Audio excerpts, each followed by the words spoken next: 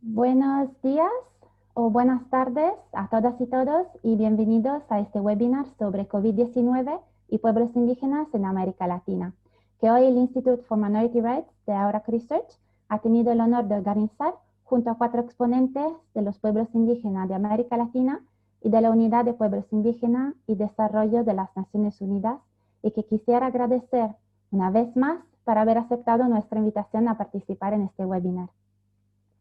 El objetivo de este webinar es profundizar cómo el COVID-19 está agravando la situación de los pueblos indígenas en esta región, que sabemos es actualmente la más golpeada por la pandemia.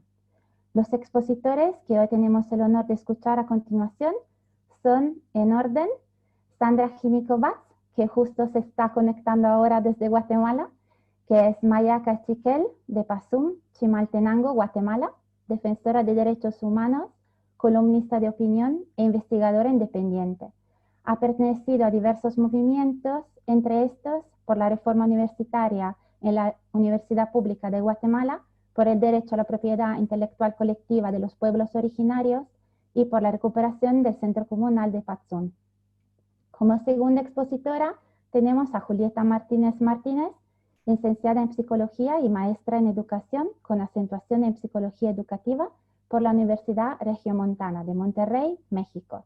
Es profesora de cátedra en materias de investigación, desarrollo humano y psicología a nivel de licenciatura y nivel de maestría en la Universidad Regiomontana y investigadora asociada al Centro de Estudios Interculturales del Noreste, donde trabaja temas de migración, educación y género. Por ende, pero no menos importante, Julieta es directora del colectivo Red de Mujeres Indígenas Migrantes en Nuevo León, México. Y nuestro tercer expositor es Daquilema Maldonado, es maestro en Derecho Internacional y Derechos Humanos por la Universidad de Padua, en Italia, y docente a tiempo completo en la Escuela de Jurisprudencia de la Pontificia Universidad Católica del Ecuador, e investigador en el Grupo de Investigación en Derechos Humanos y Control Social de la misma universidad, entre otros cargos, y es secretario del Cabildo Quichua de Otavalo, Ecuador. Como cuarta expositora tenemos a Miriam Masaquiza, que es Quichua Salasaca de Ecuador. Actualmente es funcionaria de Naciones Unidas en la sede de Nueva York, en la Unidad de Pueblos Indígenas y Desarrollo, cuya función central es proporcionar asistencia sustantiva sobre los temas de los pueblos indígenas en la ONU, en las Naciones Unidas, y apoyar la implementación del mandato del Foro Permanente para las Cuestiones Indígenas. Antes de esto, Miriam fue activista indígena, diplomática y asesora del gobierno del Ecuador. Y por ende me presento a mí misma. Soy Alexandra Tomaselli, investigadora senior del Institute for Minority Rights de AURAC Research, y tengo el agrado y el honor de servir como moderadora en este webinar. Y antes de dar la palabra a nuestra expositora y expositor, quisiera recordar a los participantes que pueden escribir sus preguntas en la chat de Zoom, pero solamente escribirlas, por favor. Yo intentaré pasar la mayoría de las preguntas a nuestras expositoras y el expositor. Bueno, y sin más demora, ahora voy a dar la palabra a nuestra primera expositora, que se ha conectado, Sandra Jinicovaz, para su presentación inicial. Por favor, Sandra. Y buenos días y bienvenida. Chibonojer, Cachalar, un Lutzilibech, y Kikote un Magare y Koyuken, y ni Kawomar Chive, Ruma Oscope Babe, Chi Yoxon, Chihri Ricatinamit, Chihrika Kaslimar. Muy buenos días a todas, a todos. Es un gusto para mí compartir con ustedes este espacio. Estoy contenta de saludarles, también de compartir este momento con ustedes, con quienes me acompañan, con quienes compartimos también la palabra. Estoy también contenta de poder saber o conocer de alguna forma la situación que están viviendo los otros pueblos, pero también cuáles son las miradas que tienen nuestros pueblos, nuestras culturas, frente a lo que está ocurriendo ante la situación de esta pandemia. quiero comentarles que acá en Guatemala, bueno, yo soy cachiquel de Pazum, soy de una comunidad de la región central de Guatemala, y también pues eso me ha permitido ver la dinámica que han tenido de alguna forma las comunidades y también así la ciudad. De alguna manera, al estar cerca de la ciudad, pues nos permite ver cuáles son las diferencias también de la urbanidad con las dinámicas comunitarias que han sido fundamentales. Eso quisiera compartirles, que la comunidad ha sido un sustento muy importante para poder de alguna manera también sobrellevar esta situación. El coronavirus vino a acrecentar la crisis que ya Guatemala, en el caso de Guatemala, pues ya estábamos viviendo. Y esto también pues nos hace reflexionar, porque creo que es una situación que ya sabíamos, que en un país con una historia colonizada, con un territorio que aún está invadido, que sigue o continúa siendo saqueado y que aún es dependiente también a Estados Unidos, por ejemplo, que es pues es uno de los países que influye de una manera muy fuerte aún en Guatemala. Pues todo este contexto hace que la realidad de los pueblos originarios en este territorio ya estaba complejizada. Ya teníamos una situación de empobrecimiento, de desigualdad, y todo esto pues ha tenido directamente que ver con el racismo, con este empobrecimiento que ahorita también nos coloca como en distintos escenarios, pero yo quisiera puntualizar dos. Por una parte, que ha sido que lo veníamos ya como conversando, pero que esto nos reitera de alguna manera, que el empobrecimiento no solamente es económico, no se mide solo desde lo económico, sino que también esos conocimientos que nos fueron despojados y que de alguna manera nos hacen, o de distintas maneras nos hacen ser dependientes a este modelo económico capitalista, extractivista, en el que el dinero prácticamente es lo que lo mueve todo. Entonces, al ser empobrecidos y haber sido despojados de muchos de estos conocimientos propios que permitían autosostenibilidad, pues frente a una situación donde pues ya pues prácticamente el día a día es lo que está marcando la realidad de muchas personas, y que pues de repente las personas con lo mínimo que podían generar día a día se enfrentan con estas limitaciones que genera ahora pues este ambiente que se ha producido a partir de la pandemia, pues vino a hacer que la situación se volviera mucho más grave, porque son personas que viven de lo que están ganando en ese momento. O sea, no hay un mañana, no se piensa más allá, porque lo importante es ahora comer, ¿no? Generar las fuerzas para poder, o generar esa fuerza para poder mañana continuar vendiendo mi fuerza de trabajo. Entonces, esa dependencia yo creo que ha sido esta parte de la población ahora que está sufriendo de manera más dura esta situación de la pandemia.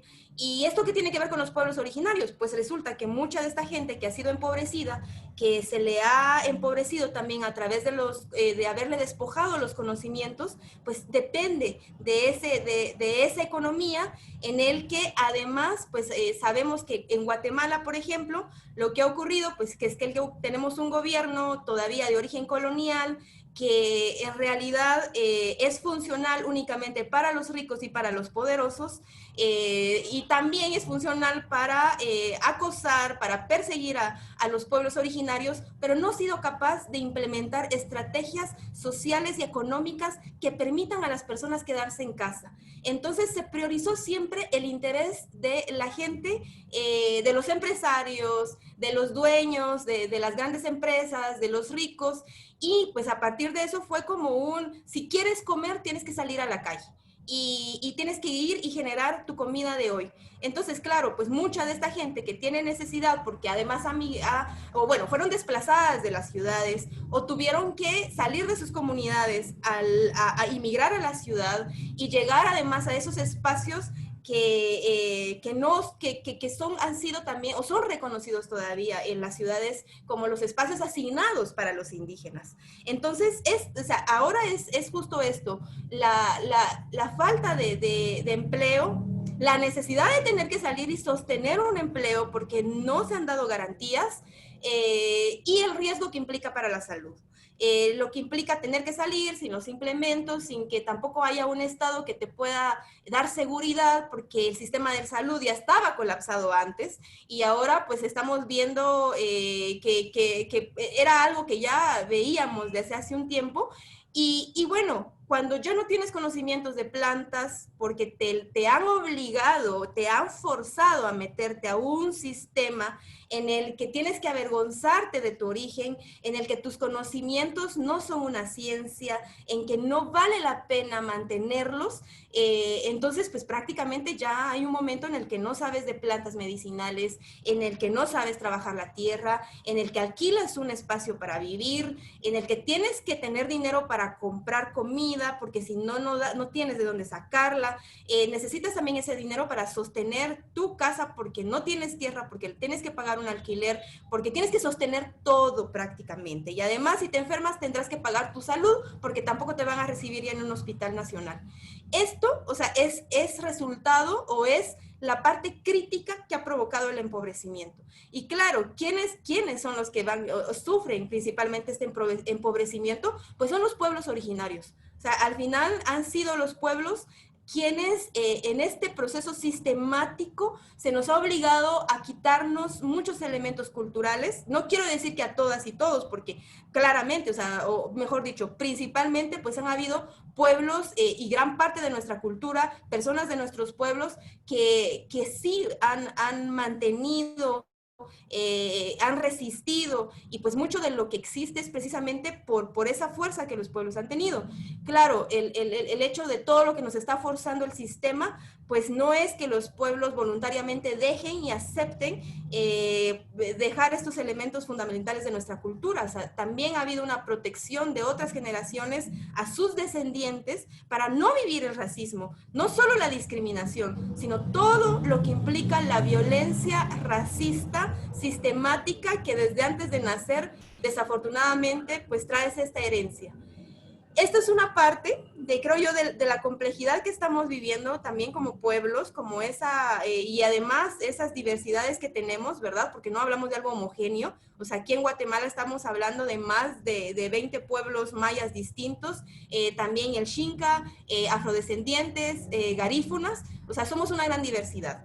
Y por otra parte también, pero estamos viendo que hay también una fortaleza. ¿Por qué? Porque de donde hemos visto que ha surgido esa sostenibilidad frente a la escasez, frente a la psicosis, porque también creo que el miedo, el control, la militarización ha sido parte de esta pandemia, como desde el Estado se ha querido controlar los territorios con estas medidas que se tomaron aparentemente por la situación del COVID, pero que tuvieron o han tenido todavía hasta ahora una intención. Y la intención ha sido, desafortunadamente, controlar nuestros territorios, porque estamos teniendo problemas frente al extractivismo, bueno, todo lo que está provocando, lo que implica también defender el territorio, y pues al final el Estado en tiempos de pandemia ha servido para proteger los intereses de los grandes empresarios nacionales y extranjeros, para seguir controlando nuestros territorios, para seguir sabiendo de alguna manera qué está ocurriendo en las comunidades,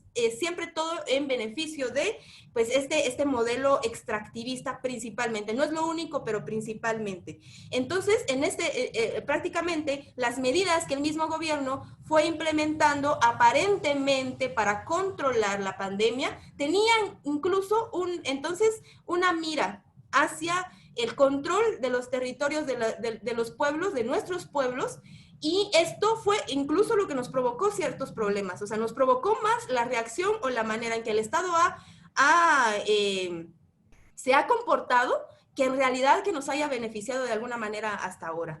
Pero entonces en la comunidad fuimos reiterando que ahí hay sostenibilidad, que sabemos, claro, el sistema se ha metido y ha sido una situación muy complicada, pero en lo comunitario encontramos además algo emocional, ¿no? Que nos permitía cierta seguridad frente a toda la incertidumbre, frente a todo lo que está ocurriendo, frente a todo lo que ha provocado y se ha agravado con esta situación,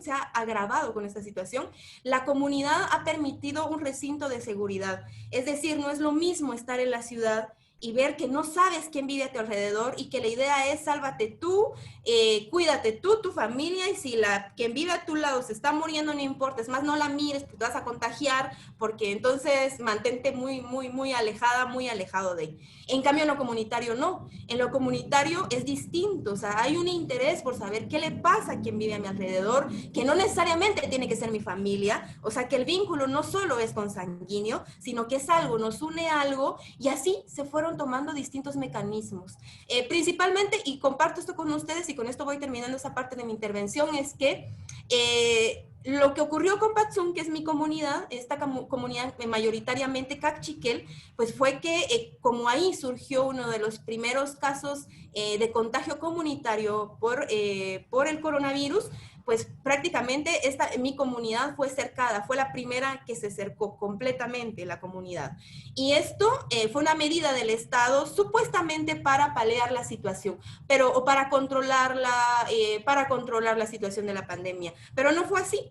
Experimentamos todo un proceso de militarización y de control que además es muy traumático hasta ahora, porque pues, recientemente en Guatemala hubo un conflicto armado interno, ha habido un genocidio continuado en el que ver desplegado al ejército pues, en nuestras comunidades viene y prácticamente revuelve todo lo que aún no hemos sanado, porque pues, la historia, mejor dicho, la realidad en Guatemala sigue siendo la misma. Y esto, de alguna manera, contribuyó a lo que ya de por sí psicológicamente está provocando esta pandemia, ¿no? O sea, esa psicosis, ese miedo, pues que es normal sentir miedo, pero cómo también ha tenido papel el Estado en ese sentido, cómo quiere recordar esta situación, cómo el sacar al ejército a las calles para controlar fue solo una medida superficial, porque entonces esto lo que hizo fue provocarnos más problemas, porque entonces fue una medida que no estuvo acorde quizás a prácticas que pudimos haber implementado desde lo comunitario y que fue lo que nos sostuvo. Compartir alimentos, recibir también, porque nos compartieron alimentos de otras comunidades, no solo de Patzum, sino de comunidades, incluso de otros pueblos diferentes a nuestra cultura, que se solidarizaron, o sea, los pueblos y nuestra cultura con nuestras prácticas fue lo que nos sostuvo, fue lo que permitió que tuviéramos alimentos, que las personas no se quedaran sin alimentos, que pudiéramos también encontrar otra forma de sobrellevar la situación, incluso frente a los gobiernos locales, municipales, pues que desafortunadamente en su mayoría están plegados o son de la línea del oficialismo, ¿no? O sea, del Estado racista, colonial, con una estructura que además pues no ha estado acorde hasta hoy, ¿no? O sea, las estrategias mismas del Estado frente a la pandemia han sido monocultural, racista, monolingüe, en el que se ha priorizado pues prácticamente aquí pues la cultura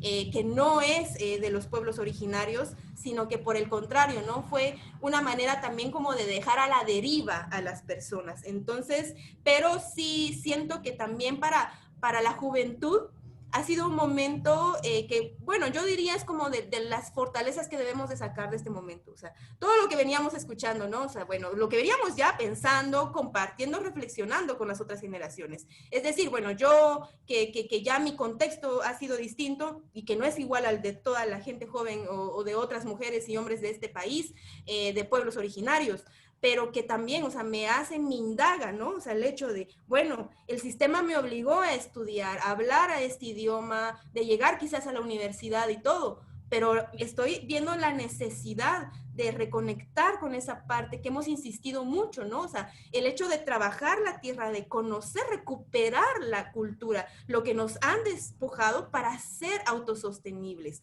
para tener más independencia, para que yo no dependa mi vida de ese dinero que me da ese empresario racista que no le importa mi vida, que desprecia mi vida, porque cree que solo soy brazos para trabajar, para generarle riqueza. Entonces, creo que esto, o sea, ya no era aún como solo, bueno, lo escuchamos y lo decimos, lo estamos pasando por el cuerpo, nos está indagando y nos está diciendo, pues vean, ahí están los pueblos, están vivos, el conocimiento está vivo. Es más, creo que las comunidades que están más en el campo son las que tienen más tranquilidad en este momento, porque son los lugares que están más sanos hasta ahora, que las ciudades y los lugares más urbanizados.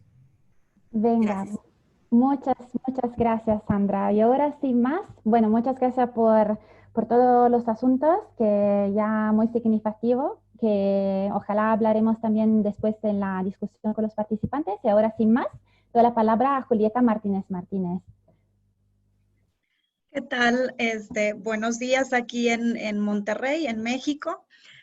Muy contenta por esta invitación. Como ya escucharon, mi nombre es Julieta Martínez Martínez. Yo soy indígena Tenec o Huasteco del estado de San Luis Potosí. Esa es mi comunidad de origen, hablante también de la lengua materna Tenec o Huasteco. Y bueno, en estos momentos me encuentro residiendo aquí en esta ciudad, en este estado de Monterrey. Y bueno, todo este tema de la pandemia pues nos ha venido como a visibilizar justo lo que acaba de comentar la compañera. No es una situación aislada o alejada de todo esto que ya nos compartió. Y bueno, esta pandemia vino a sacar a la luz esta gran desigualdad que estamos viviendo como pueblos originarios en contextos urbanos, por ejemplo, que es una también de las condiciones que vulneran aún más o que posicionan en una situación de mayor riesgo a las personas de comunidades indígenas. Antes de continuar con todo lo que tiene que ver con el impacto de COVID-19 hacia pueblos originarios, me gustaría contextualizar un poco cómo estamos en este tema aquí en Nuevo León en cuanto a la diversidad cultural que conforman todo este país. Y bueno, aunque en México hay un reconocimiento de que cuenta con un país pluricultural sustentado en los pueblos originarios, bueno, la realidad está muy alejada de este reconocimiento y de esta diversidad también que tenemos en el país. En México actualmente 25.694.928 de personas se autorreconocen como personas indígenas con el criterio de la autoadscripción utilizada desde el 2015. De esta cantidad, solo 7.382.788 son hablantes de una lengua indígena, de los cuales son 51.3% mujeres y 48.7% hombres. Ahí vemos que los datos, o sea, decrecen ya al momento del hablar una lengua materna, de la misma etnicidad que tenemos como pueblos originarios, y más adelante vamos a ver cómo está también este impacto que tiene que ver con todo este tema de la discriminación y de la desigualdad. En cuanto a variedad lingüística, existen 68 lenguas indígenas con más de 300 variantes dialectales que son reconocidas oficialmente por el gobierno mexicano, siendo así el país con mayor número de lenguas vivas, ocupando el segundo lugar así en el mundo, ¿no? De las lenguas más habladas que tenemos es el náhuatl, con el 23%, maya con el 11.5%, mixteco con el 7.1% y así nos vamos, ¿sí? Algo también importante para poder entender como el impacto que ha tenido esta situación para con los pueblos originarios es justamente ver como la realidad actual que tenemos en este país, en este estado. Y también me remito a mencionar el tema del racismo y discriminación. Es un tema que, híjole, ¿cómo les digo? Pensaríamos que a día de hoy esta situación ya no influye o un proceso de avance al menos en este tema, y no, nada de eso. Hemos visto una situación de marginación tremenda, esta discriminación transversalizada en todos los ámbitos, y que esto nos lleva a una situación de mayor vulnerabilidad. De acuerdo a CONAPRED, el 75.6% de la población indígena reconoció haber sufrido algún tipo de discriminación por su condición en los últimos 5 años. Son estadísticas de 2020. De esta población consideró también que son poco valoradas o valorados por la sociedad, pero las cosas se complican aún más si se suman otras características como la orientación sexual, el género y la edad. Esto en población indígena. Otro punto importante que mencionar es que el 56.2% de la población ocupada labora en el sector informal como trabajadoras del hogar, que está altamente feminizada y etnizada, ¿sí? Es decir, que gran parte de las poblaciones que se dedican a trabajos domésticos o trabajos del hogar son mujeres indígenas. Y esto lo podemos ver en un mayor porcentaje en contextos urbanos, ¿no?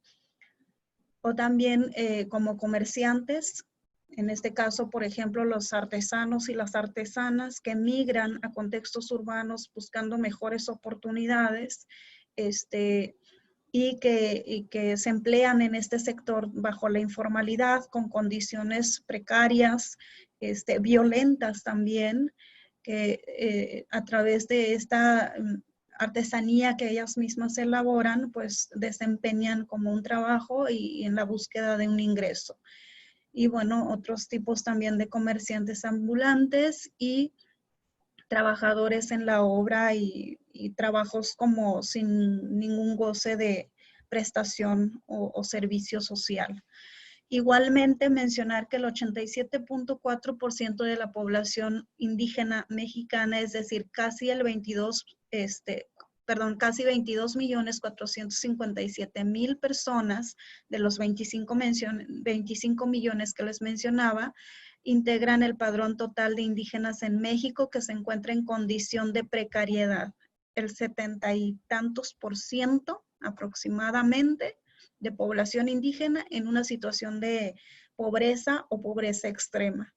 Entonces, estos son datos que tenemos que tener en cuenta, porque al momento de hablar del impacto del COVID o de la pandemia, pues tenemos que considerar todas estos puntos importantes, porque de esta manera vamos a ver la magnitud del impacto.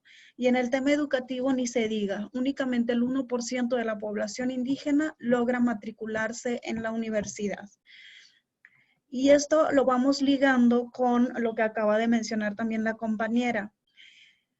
Tristemente nos damos cuenta que todavía no somos parte de, ¿sí?, en estas políticas públicas, en estas acciones también, programas focalizados a población indígena. Se sigue replicando los programas asistencialistas, la aculturación de los pueblos originarios, la invisibilización y la anulación de su propia etnicidad y dignidad también como personas. Es impresionante el nivel de racismo que podemos visualizar día con día en cada una de nuestras compañeras y compañeros indígenas. Vimos esta situación muy fuerte aquí en la ciudad, dado que, como ya les mencionaba, el tema de la condición de migrantes acrecenta aún más esa situación de vulnerabilidad. El hecho de no tener un domicilio propio que estén rentando, el hecho de no tener vínculos familiares, el hecho de estar trabajando o viviendo bajo condiciones precarias y trabajando en condiciones de informalidad, fueron como de los grandes impactos que estuvieron viviendo las compañeras y los compañeros indígenas. Y obviamente también un gran desinterés de la sociedad, de entender esta situación y obviamente de sumarnos y unirnos para apoyarnos entre nosotras y nosotros.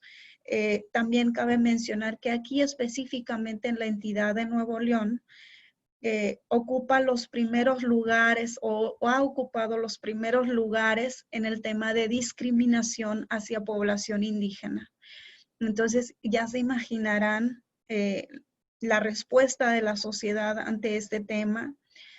Muchas compañeras y compañeros a través del colectivo que tenemos, empezamos a apoyarles también a buscar estrategias para incrementar sus ventas, buscar formas de ingreso para las familias asentadas aquí en Nuevo León. Y entonces vimos muchas conductas de aprovechamiento de su trabajo.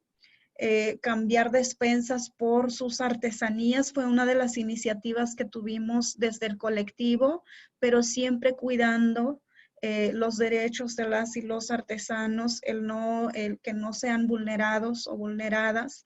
Sin embargo, sí nos dábamos cuenta tristemente esta intención de querer dar algo mínimo por una artesanía muy, muy valiosa para ellos o ellas. Entonces, esas eran como las conductas más frecuentes, el regateo, trabajadoras del hogar insertadas en casas particulares con jornadas extenuantes, esclavizadas, muchas de ellas que trabajaban a puerta cerrada, es decir, de quedada, quedaron totalmente excluidas de lo externo. Les decían que si salían perdían su trabajo.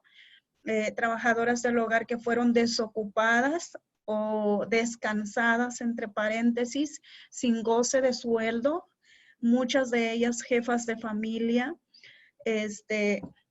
Y bueno, también toda esta parte del manejo de la información con respecto a las medidas de prevención del COVID-19, que fue muy tardía la llegada de la información en nuestras propias lenguas maternas. Incluso todavía no se cubre las 69 lenguas originarias de México y las 364 variantes que tenemos aquí en el país. Y eso también vulnera aún más, aparte de que mucha de la población tenemos en situación de analfabetismo, en situación también de monolingüismo, es decir, únicamente hablantes de su lengua materna, no se consideró como al menos esta inclusión en cuanto a los mensajes de prevención en lenguas maternas. Y esa parte es lo que nos permite ver que tristemente no figuramos todavía en estos planes, en estas políticas públicas. No somos... nos damos cuenta que no somos seres humanos de la misma categoría que las personas. Esa es la realidad, ¿no? Esa es una triste realidad y que obviamente nos queda mucho trabajo que hacer desde los pueblos originarios, desde las líderes, de las compañeras que estamos, por ejemplo, alzando esta voz, y que por ello también agradezco mucho el espacio que tenemos, porque esto nos permite visibilizar, dar a conocer cómo es nuestra realidad, porque si no lo damos a conocer, si no externamos toda esta situación, pues todavía va a ser aún más difícil que mejoremos esta situación y estas condiciones. Entonces, algunas de las estrategias que estuvimos implementando desde Colectivo Redmin es justamente usar los medios de comunicación a través de redes sociales, el impulso de las artesanías de las compañeras, recaudación de despensa para las familias indígenas aquí asentadas en Nuevo León. Llegamos a apoyar a familias también de otros estados de Nuevo León, digo, de México, perdón. Y bueno, la verdad es que fue una gran iniciativa, el tema del trueque también, rescatar prácticas culturales, como ya decía la compañera, de estos intercambios de trabajo por despensa, por trabajo, por medicamentos, por pagos de servicios como la renta, el agua, la luz, porque esos seguían corriendo. Entonces creo que la pandemia COVID-19 nos vino a dar una gran lección, primero a visibilizar todo este tema, y luego pues a darnos una lección de que en este tipo de situaciones el tema de la colectividad, el tema de lo comunitario, las prácticas culturales ayudan en gran medida para sobrellevar esa situación y salir adelante. Necesitamos mayor sinergia, mayor trabajo en conjunto para o fortalecer más estas redes de apoyo para poder sobrellevar esta situación. Y bueno, por mi parte sería todo. Muchísimas gracias. Muchas gracias a usted, Sandra, también por, sí, bueno, estos puntos de racismo, de la interseccionalidad y, bueno, la dimensión de género y, bueno, también, claro, de esta discriminación existente hacia el pueblo indígena. Sí, es recurrente y claramente se ha agravado aún más por la pandemia. Y así, muchas gracias por su testimonio. Y sin más, voy a dar la palabra a Daquilema Maldonado para su presentación. Sí, muchas gracias. Bueno, yo quisiera hacer un poquito, recoger un poco de las circunstancias que nuestras compañeras nos han compartido, porque efectivamente son contextos que parecieran inclusive narrarse en las circunstancias del Ecuador. Ya la circunstancia de los pueblos indígenas en el continente en realidad parece ser la misma. Es una circunstancia en donde se enfrentan problemáticas de la esencia de nuestras culturas, como por ejemplo lo comunitario, frente a un contexto que ya tiene que ver con los derechos humanos, y es, imaginemos, es el acceso a la salud, el acceso a información adecuada para poder enfrentar la pandemia, es derechos relacionados, por ejemplo, a la presencia misma en el territorio, derechos relacionados a instrumentos que hemos venido ya definiendo a partir de un trabajo conjunto a nivel continental, como el Convenio 169 o la Declaración de Naciones Unidas sobre Derechos de los Pueblos Indígenas. Ahora, identificar cómo estas circunstancias en realidad podrían proporcionarnos instrumentos de análisis para fortalecer esos mismos procesos y para identificar dónde efectivamente estos instrumentos no están respondiendo de manera adecuada, tal vez es una oportunidad frente a este contexto de pandemia.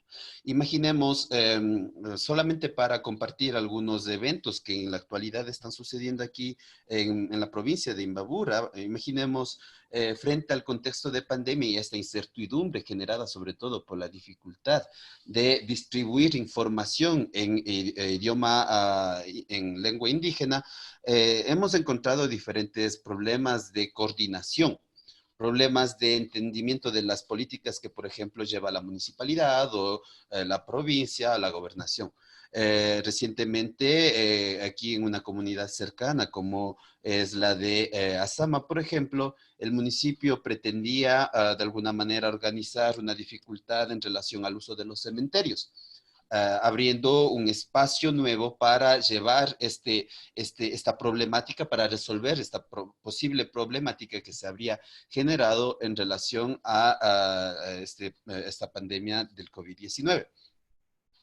Claramente la comunidad local rechaza este tipo de proyectos, mencionando que efectivamente tienen un impacto negativo para sus propias economías, para su seguridad inclusive, porque la idea a la base, o al menos lo que sospechaban los comuneros, es de que ese espacio sería usado para sepultar personas muertas por COVID-19. Ahora, nosotros tenemos instrumentos como la consulta previa libre informada, que efectivamente desde un punto de vista práctico no está, no aterrizado inclusive en la consideración de las instituciones del Estado. Y nosotros en este contexto actual, usar este tipo de instrumentos, este tipo de derechos, en realidad yo considero que podría ser un plus, un instrumento más para coordinar cualquier tipo de acción en diferentes niveles. Se habla del gobierno a multinivel, ¿no es cierto? Entonces, estaríamos hablando de un instrumento que a partir también del uso de un gobierno central permitiría de alguna manera llegar más a lo profundo, claro, siempre con la misma participación de las comunidades, de los pueblos y nacionalidades, en este caso, para concretizar y de alguna manera dar una respuesta más eficaz a la necesidad generada por parte de esta pandemia. En mi consideración, aquí en Ecuador, estamos viviendo un contexto histórico muy importante y efectivamente es el hecho de que esta pandemia nos está llevando de alguna manera a tener una mayor presencia en el territorio desde el punto de vista organizativo.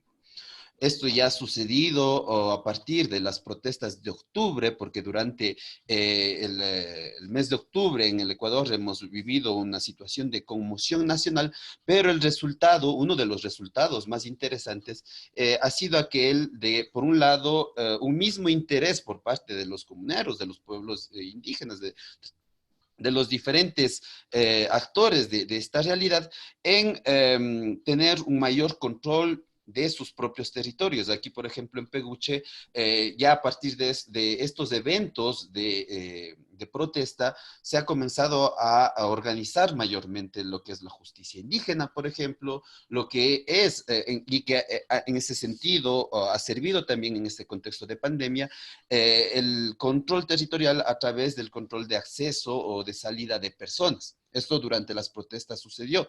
En la actualidad, en este contexto de pandemia, ese mismo instrumento se ha venido usando para limitar de alguna manera la difusión del virus adentro de las comunidades y efectivamente ha funcionado en muchos casos. Sin embargo, es necesario entender también que las ciudades están viviendo una circunstancia bastante particular. En la actualidad, y justo en estos días también, les comentaba a las compañeras, nosotros estamos aquí en la provincia de Imbabura viviendo importantes problemas como son los incendios forestales. Estamos en un periodo del año que generalmente están presentes. Pero, ¿cuál es el contexto de esto? O sea, nosotros tenemos ciudades que están cansadas de vivir en aislamiento. Personas que adentro de la ciudad no tienen la oportunidad de respirar, de tener un mínimo de tranquilidad. Y frente a esta circunstancia, la única vía de escape que está haciendo para estas personas, inclusive vienen de Quito acá a Imbabura, es aquel de el paseo, de la distracción en las comunidades, en los territorios que en realidad antes no eran frecuentados, pero que en este sentido representan una mínima forma de distracción para estas personas. Pero sin adecuada presencia de los gobiernos territoriales, porque actualmente inclusive el gobierno ha decidido de reducir presupuesto en relación a algunos actores que estaban encargados de controlar, diríamos, la biodiversidad, los guardabosques en este caso, ya debido a esta circunstancia en práctica son territorios en donde no hay ningún tipo de control. Esto, como resultado, está dando efectivamente problemas como incendios, contaminación y sobre todo la difusión del virus. Por lo cual, para concluir, la necesidad de coordinar y de reconocer los gobiernos territoriales es fundamental para la lucha contra el coronavirus en la actualidad, sobre todo en comunidades indígenas. Muchas gracias. Muchas gracias, Daki, también para tu presentación tan rica y tan rápida. Y sin más, le voy a dar la palabra a Miriam Mastaquiza para su presentación.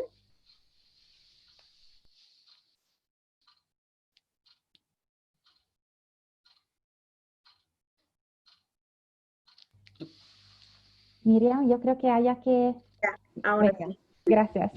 No encontraba el botón. Ajipunya, Mashikuna, Ajipunya Daki, hermanas, hermano Daki, ¿cómo están? Muchísimas gracias a Eurac por la invitación.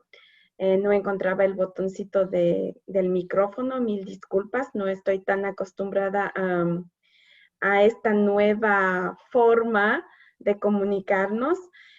Sin embargo, creo que después de haber escuchado a todas las hermanas sobre la situación en la que nos encontramos, si bien es cierto, es muy parecida en todas las partes del mundo, ¿no? Lo que se está viviendo, lamentablemente, es similar. Sin embargo, creo que también es importante que miremos también las fortalezas que se tienen y les voy a hablar un poquito sobre el trabajo que en Naciones Unidas se viene realizando. Sin embargo, no con esto quisiera decirles que todo está resuelto, porque ustedes perfectamente bien lo acaban de contextualizar, lo acaban de visibilizar, y es preciso que los estados realmente tomen cartas sobre el asunto, porque ya la espera es bastante desesperante. Bueno, primero para comenzar diciéndoles que en todo el mundo existen más de 476 millones de personas indígenas en aproximadamente 90 países. Entonces, lo que estamos viviendo está sucediendo en más de 90 países. En nuestra Via Yala, en América Latina, en América del Sur, Central y el Caribe, existen más de 826 pueblos indígenas que constituyen el 8% de la población de la región. Es un número importante que debemos también reconocer. Y la probabilidad de la pobreza extrema es 7 veces mayor. Entonces, con esta contextualización podemos inmediatamente un poco mirar cuál es la situación. Si bien es cierto, la pandemia de la COVID afecta desproporcionadamente a los pueblos indígenas, esta también ha exacerbado realmente las desigualdades y fomentado la discriminación, que ustedes ya lo han recalcado. ¿Y cuál ha sido la respuesta de los estados frente a la pandemia? Bueno, ustedes habrán visto, no sé si es que en distintas maneras, la respuesta ha sido mixta. Algunos han implementado programas específicos dirigidos a los pueblos indígenas en respuesta a la COVID. Otros han proporcionado apoyo más limitado y algunos definitivamente han fallado en adoptar políticas específicas y a veces han olvidado incluir a los pueblos indígenas en esas respuestas generales a la COVID. Eso es palpante de norte a sur. Ahora, sin embargo de esto, ¿cuál ha sido la respuesta de los pueblos indígenas?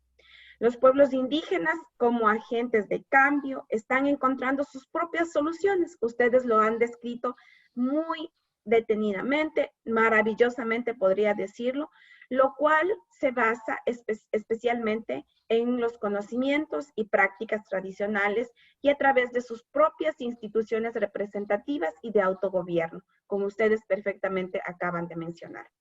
Los pueblos indígenas, como todos los individuos, tienen derecho a todos los derechos humanos. Eso es importante que lo recordemos y que también lo visibilicemos constantemente.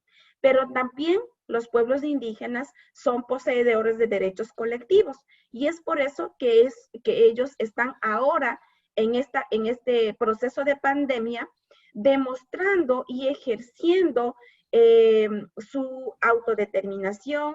Están también de manera participativa, trabajando entre las comunidades, todos estos procesos de solidaridad.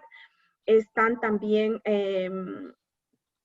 exigiendo, esa sería la palabra, que sean consultados sobre las medidas que los afecten, incluyendo el requisito de buscar su consentimiento libre, previo y informado.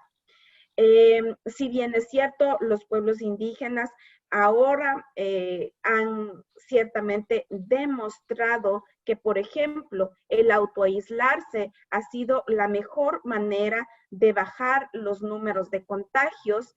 Esto es realmente algo que muchos países en otras regiones, en ciudades tan grandes como esta, por ejemplo, en Nueva York, nunca antes hubieran visto cuál era la efectividad o cuál era la importancia de este autoaislamiento, porque ha significado realmente salvar la vida de cada uno. Ahora, no les voy a mencionar cuál ha sido la situación de la atención sanitaria, porque ustedes perfectamente lo han mencionado. Sin embargo, me gustaría sí decirles que a pesar de que ha existido en alguna manera información sobre las posibilidades de usar el distanciamiento, el agua con jabón, desinfectantes. Esto realmente no ha ocurrido en nuestras comunidades, en muchas regiones del mundo, porque simplemente no existe el servicio de agua potable. Y esto es algo que los estados deben de tomar en consideración, porque esto no es de ahora, esto es una realidad que viene existiendo desde que los estados son nación. Y además de eso, hay que recordar que el derecho al agua es un derecho humano. Ahora, rápidamente para comentarles cuál ha sido la respuesta de las Naciones Unidas. Rápidamente decirles que existen 3 entidades que tratan las situaciones de los derechos de los pueblos indígenas, y este es el Foro Permanente para las Cuestiones Indígenas, que está su oficina, su secretaría, la unidad a la cual pertenezco, está aquí en Nueva York, en la sede de la Secretaría General. El mecanismo de expertos sobre los derechos de los pueblos indígenas y el relator especial sobre los derechos de los pueblos indígenas, estos dos mecanismos que son apoyados en la Oficina del Alto Comisionado para los Derechos Humanos, con la unidad de igual manera sobre pueblos indígenas. Estos 3 mecanismos, si bien es cierto, han emitido las alertas oportunas, han emitido mensajes de auxilio, mensajes pidiendo, solicitando, urgiendo a los estados a que tomen cartas sobre el asunto en distintos temas. Por otro lado, a consecuencia de esto, existe pues aquí en la sede de Naciones Unidas un grupo de estados que se denomina Grupo de Amigos de los Pueblos Indígenas. Está conformado por más de 20 países. Ellos elaboraron una declaración, entre ellos está México, está Ecuador, está Guatemala, Brasil, etcétera, etcétera. Yo les voy a proporcionar estos enlaces para que puedan acceder y puedan leer qué es lo que están diciendo. Ellos están hablando sobre la protección de la salud, el bienestar y los medios de vida de los pueblos indígenas de todo el mundo frente a la COVID. Y esto es importante porque además de que, si bien es cierto, en cada uno de los países no están practicando lo que se han comprometido, es importante recordarles su declaración. Por otro lado, en nuestra oficina, que es la Unidad de Pueblos Indígenas y Desarrollo, que está bajo el Departamento de Asuntos Económicos y Sociales, hemos pues elaborado una página dedicada exclusivamente a la situación de los pueblos indígenas y la COVID, en la cual podrán encontrar distintos documentos. Quisiera resaltar, por ejemplo, que se han elaborado unas consideraciones sobre pueblos indígenas y la pandemia en la COVID. También tenemos también se ha elaborado una política, un briefing sobre política, sobre el impacto de la COVID para los pueblos indígenas. Y algo también importante, que así como los estados están agrupados en este grupo de amigos, también las agencias de Naciones Unidas y sus puntos focales han elaborado una guía, una nota de orientación para todo el sistema de Naciones Unidas, recalcando distintos temas. Por motivos de tiempo no voy a poder elaborar más, pero con gusto les voy a proporcionar estos links. Entonces, también decirles que este grupo de apoyo interinstitucional de la ONU sobre pueblos indígenas ha elaborado esta guía que esperamos vaya a aterrizar en cada una de las oficinas del país. Pero además de eso, distintas agencias del sistema de la ONU, como la FAO, la Oficina del Alto Comisionado para los Derechos Humanos, el UNFPA, ONU Mujeres, OPS, también ha elaborado alertas y ha proporcionado directrices de cómo apoyar a los pueblos indígenas. ojo, exclusivamente se menciona a la Declaración de las Naciones Unidas sobre los Derechos de los Pueblos Indígenas, porque ese es el documento que debe guiar todas estas conversaciones. Y para concluir, me gustaría nada más mencionarle algunas de las consideraciones que ustedes también ya han recalcado, pero que también se encuentran plasmadas en estos documentos.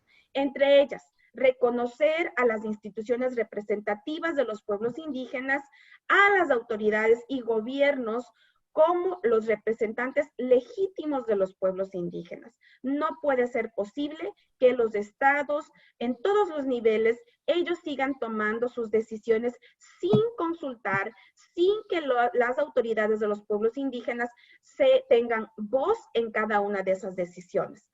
Por otro lado, se urge a los estados y también, si es necesario, a las propias comunidades a elaborar y disponer de datos desglosados sobre pueblos indígenas, porque esto nos ayuda a visibilizar cuántos somos, dónde estamos y qué va a suceder cuando se empiecen a tomar decisiones para posibles fondos para la reconstrucción posterior a la COVID-19, uso de recursos públicos.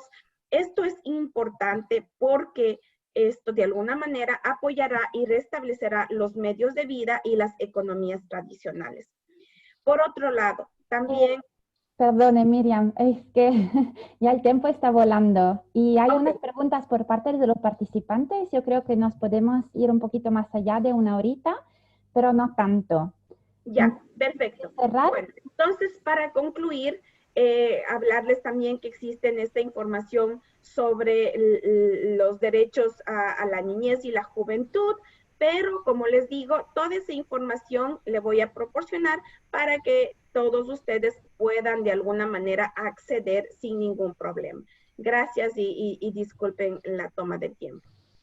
No se preocupe y muchas gracias por sus aportes, todas las informaciones absolutamente fundamentales y también para resaltar una vez más, como hizo Daki, también la centralidad del tema de la consulta y de la participación de los pueblos indígenas. A ver, hay unas preguntas por parte de los participantes y quizás hacemos una única ronda de últimas consideraciones por el tema, lamentablemente, del tiempo. Y quisiera, bueno, pedirle si hay algún aspecto positivo, digamos así, para cerrar un poco el webinar, no obstante la situación tan dramática. Y luego, por parte de los participantes, hubo una pregunta por parte de Beatriz para Sandra, para bueno, elaborar un poquito más el tema de la migración, si fue desde las ciudades a los lugares rurales en Guatemala o si fue como al revés, como ha pasado, por ejemplo, en Perú. Otros participantes han pedido cómo se pudiera salir también de esta crisis, también empoderando un poco a los pueblos indígenas y su resiliencia. Y también han pedido si hay algunos paralelos en relación, por ejemplo, al cambio climático y el rol de los pueblos indígenas como agentes de cambio. Y por ende hubo esta otra pregunta, sí, nada, siempre relacionado a la resiliencia de los pueblos indígenas, ¿qué hacer? ¿Qué se podría hacer? A ver, ustedes pueden elegir una o más preguntas, pero ser rapiditos, por favor, porque vamos ya malito de tiempo. Y quizás empezamos por Miriam, vamos al revés esta vez porque Miriam luego tienes que irse. Muchas gracias. Bueno, yo creo que los compañeros pueden proporcionar la información. Como les he dicho, lamentablemente no puedo hablar sobre todo lo que se ha venido trabajando, pero eso sí decirles que la Declaración de los Derechos de los Pueblos Indígenas existen, están las oficinas de país de Naciones Unidas. Si las organizaciones indígenas sienten que no se les está respondiendo, es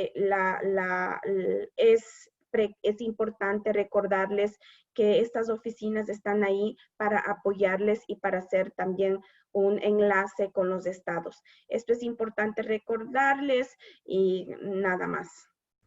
Muchas gracias, Miriam. Y pues nada, que les vaya muy bien y seguiremos en contacto. Miriam tiene que irse lamentablemente ya porque tiene otra reunión. Y bueno, pues aún muchas gracias por su aporte.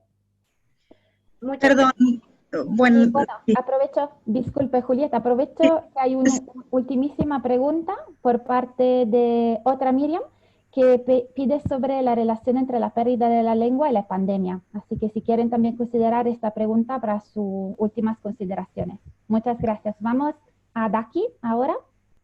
Ok, yo me retiro. Gracias. Ah, bueno, Tengo perdón. que ir, tengo otra conferencia. Sí. También. Entonces, muchas gracias Julieta y seguiremos en contacto. Daki.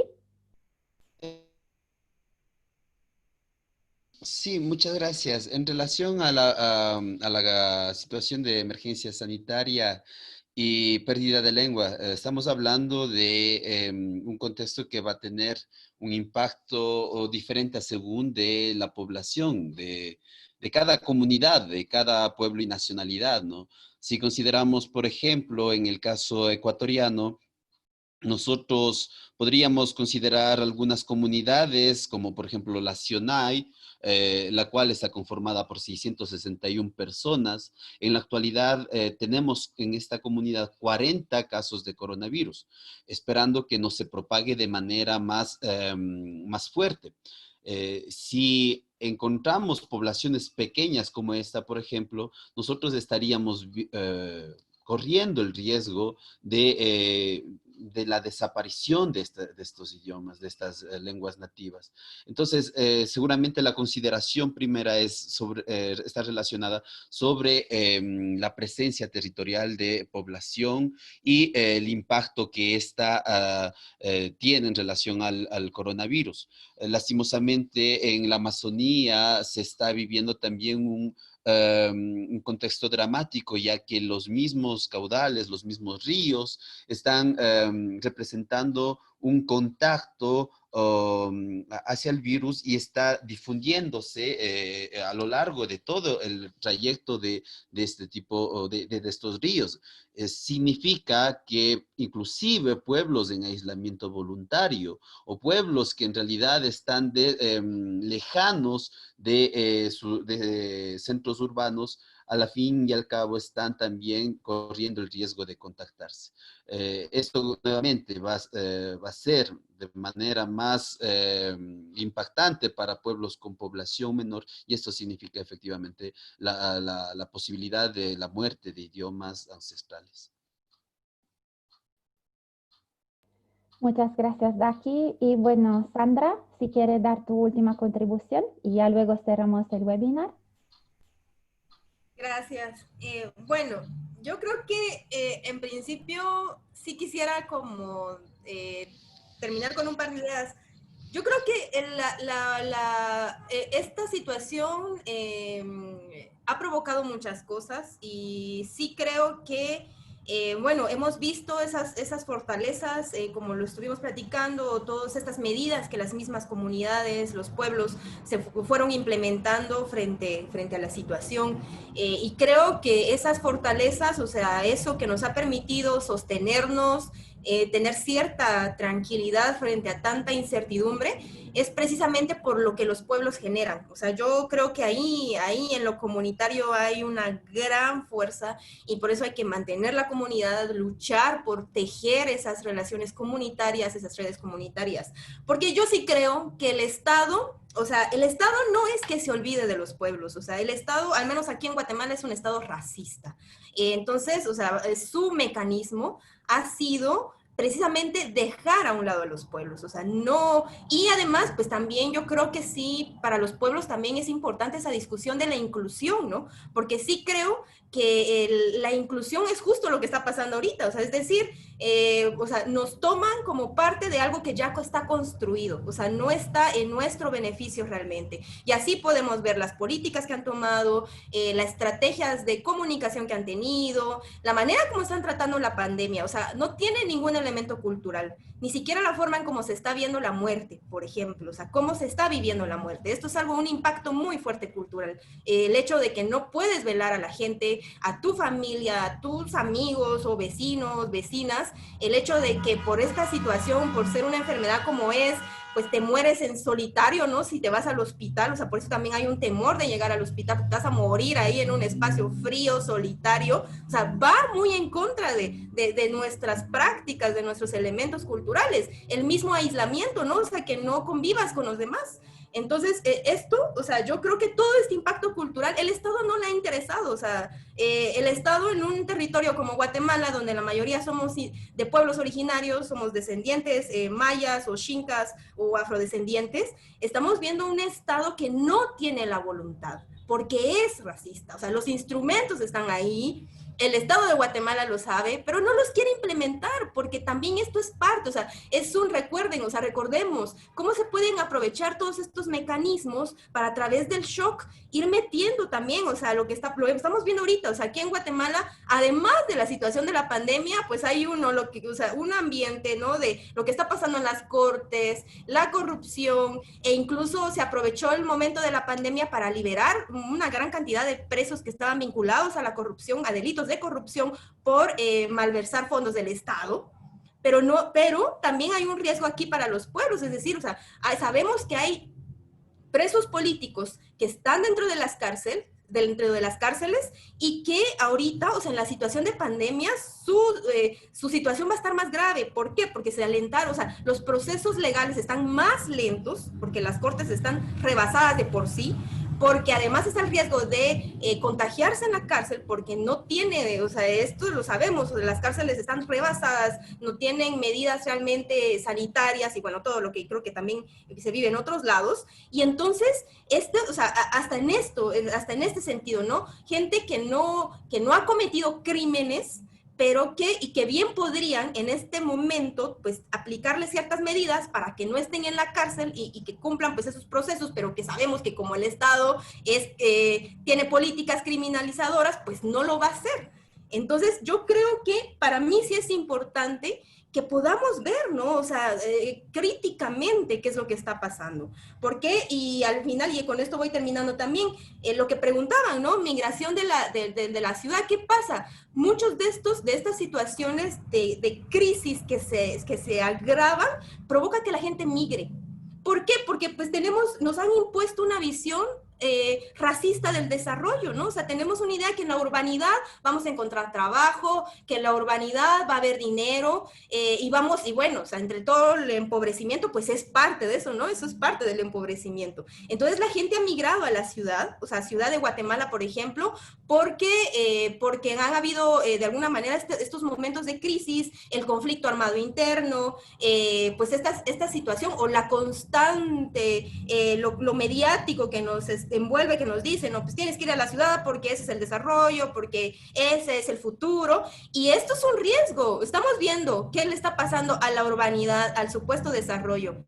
O sea, estamos viendo, la gente está enferma, no tiene trabajo, no tiene acceso al agua, no tiene acceso a salud, ¿no? O sea, es como un reemplazar, quita tu comunidad y vive el urbano desarrollado de la ciudad. Y esto está significando la muerte. Porque aquí esto es lo que pasa cuando la urbanidad, como sinónimo de esa visión desarrollista, racista, esto es lo que nos provoca. Entonces, claro, aquí hay constantes oleadas de pueblos que migran a la ciudad, pero también la ciudad de Guatemala era un territorio de pueblos originarios que fueron desplazados y que ahora son los que viven en las periferias, en donde les llaman las zonas rojas. ¿Por qué? Porque hay mucha criminalidad, porque son lugares peligrosos. Pues claro, o sea, ahí desplazaron a la gente que vivía en la ciudad, que le pertenecía a ese territorio, y que ahora pues tenemos la idea de que las ciudades no son de los pueblos indígenas, ¿no? O sea, que la gente ahora migra a la ciudad cuando los pueblos indígenas o los pueblos originarios o la gente de pueblos originarios,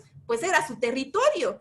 Entonces, sí, y creo que pues para mí el hecho de la comunidad es eso, un recinto de fuerza, de algo real que no nos estamos imaginando. O sea, existe ahí, está vivo, y que creo que sí, hay que indagar. O sea, yo sí creo que ya eso de pedirle al Estado, pues bueno, hay una gran historia ahí, ¿no? O sea, yo creo que sí es importante ver la realidad como está, porque entonces también, o sea, va a ir más allá, ¿no? De pedir una política que traduzca lo que el Estado está pensando para que los indígenas lo entiendan. Yo creo que no. O sea, eso es lo que el Estado de Guatemala siempre ha hecho, ¿no? Traducir sin ningún contenido, sin ninguna visión real, ¿no? De interculturalidad o de respeto, porque pues no, le estamos pidiendo a un Estado racista que no lo sea, y eso es muy difícil, y es un gran reto, o sea, y en eso es lo que estamos luchando también. Gracias. Bueno, muchas gracias, Sandra. Y bueno, muchas gracias por esta última ronda de consideraciones. Y bueno, sin más, voy a agradecer una vez más a nuestros excelentes expositores, pues a sus aportes tan significativos que nos invitan a reflexionar y quizás actuar aún más y aprender aún más en relación a la situación de los pueblos indígenas en América Latina en general y esta situación tan difícil, ¿no? Que simplemente ha agravado las desigualdades sociales ya existentes, ya muy erradicadas, lamentablemente. Muchas gracias también a todas y todos los participantes para sus interesantes preguntas y sus aportes. Y por ende, muchas gracias a EURAC Research y mis compañeros para su apoyo en organizar este webinar. Y bueno, les deseo a todos un buen día o una buena tarde y cuídense todo mucho. Hasta luego.